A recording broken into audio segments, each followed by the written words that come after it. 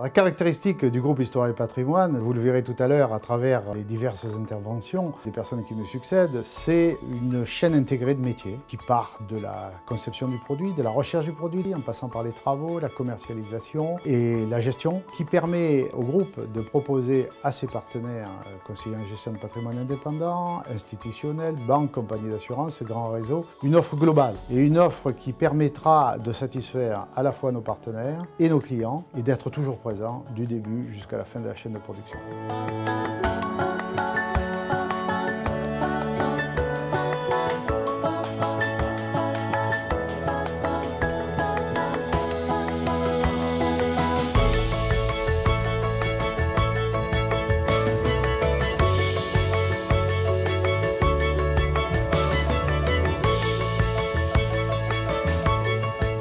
On a pour mission de développer, d'approvisionner, d'élaborer les premiers projets de l'intégralité des programmes du groupe. On est donc le premier maillon de la chaîne des nombreux métiers d'histoire et patrimoine. Nos acquisitions foncières sont le résultat de plusieurs facteurs. Tout d'abord, notre expertise, notre savoir-faire, basé sur plus de 20 années d'expérience sur le marché de l'immobilier ancien, mais aussi notre ouverture au dialogue avec les élus, les architectes et les services dédiés à la protection du patrimoine. On a en effet à cœur de travailler sur la durée avec les villes et en partenariat. C'est la meilleure garantie qu'on puisse apporter à nos clients, investir dans un immobilier de qualité, dans des villes dynamiques. Dès lors qu'un immeuble présente un intérêt patrimonial, on effectue un travail d'enquête sur le terrain. On va analyser son environnement, la ville, le marché, l'économie, le parc locatif.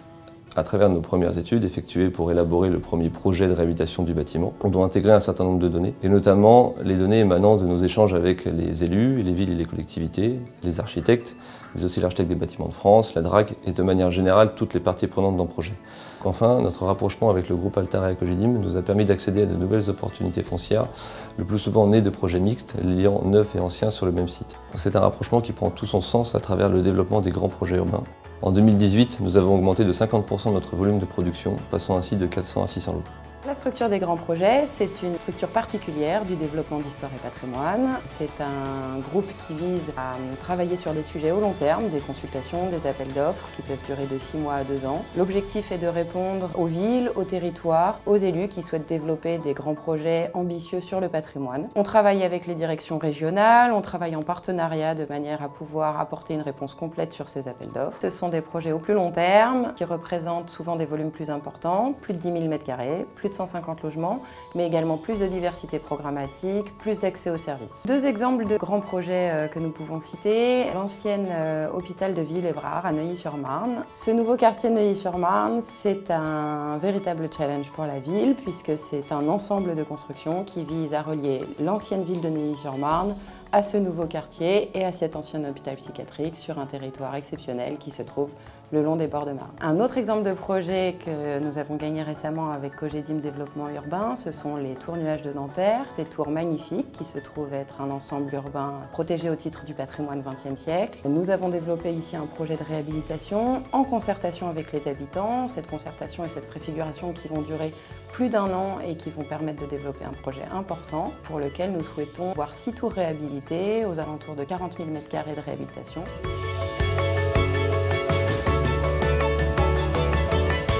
La phase programme, c'est une phase charnière dans la chaîne que constituent les métiers d'histoire et patrimoine. C'est-à-dire que les bâtiments nous sont d'abord confiés via Histoire et Patrimoine Développement. Nous, on va commencer à réaliser la nouvelle vie de ce bâtiment. C'est-à-dire qu'on va recréer des plans, aussi bien architecturalement que techniquement. Le montage n'est pas qu'une phase de plan, mais c'est surtout une phase d'échange. Échange avec plusieurs interlocuteurs externes à notre projet, entre guillemets, c'est-à-dire des mairies, des architectes des bâtiments de France, la DRAC, la Direction régionale des affaires culturelles. Notre but, c'est d'écouter et évidemment d'essayer de respecter au mieux ce qu'ils nous demandent. Après la phase de montage, on arrive à la phase de travaux. C'est une phase extrêmement excitante parce qu'enfin, on passe de la théorie, on va dire, à la pratique. Et il est important pour nous d'arriver à cette phase-là parce que c'est la concrétisation de tous les métiers d'histoire et patrimoine jusqu'à la livraison à nos clients.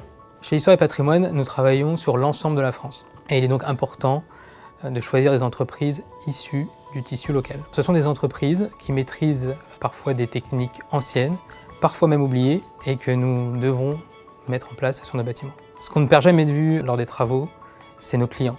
Il est important qu'ils soient fiers d'acquérir et de vivre même dans un bâtiment et des logements d'exception.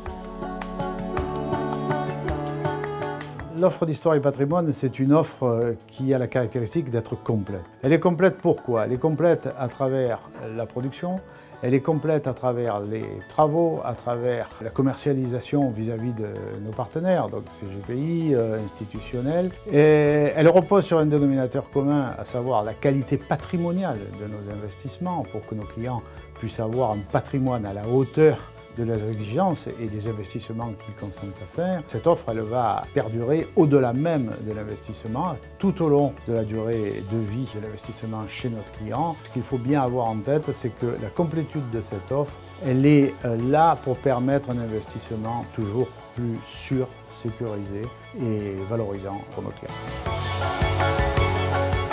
Mon équipe et moi-même avons pour mission d'accompagner l'ensemble de nos clients dès lors qu'ils ont signé une réservation jusqu'à la signature de leur acte authentique chez le notaire. Je suis présent dans cette société depuis plus de 25 ans, donc j'ai acquis quand même une expérience relativement importante qui me permet d'apporter justement une expertise à chaque dossier. Chaque dossier est un cas particulier et doit être traité comme tel. Mon but, c'est d'anticiper au mieux pour amener rapidement une solution concrète aux clients, que ce soit encore une fois administrative ou financière. Dans un premier temps, nous avons un rôle important vis-à-vis du financement du client, qui va très certainement passer par sa banque et nous sommes là pour l'aider. Dans un second temps, nous avons un service juridique qui est là et qui sera là pour les aider à remplir leur déclaration fiscale.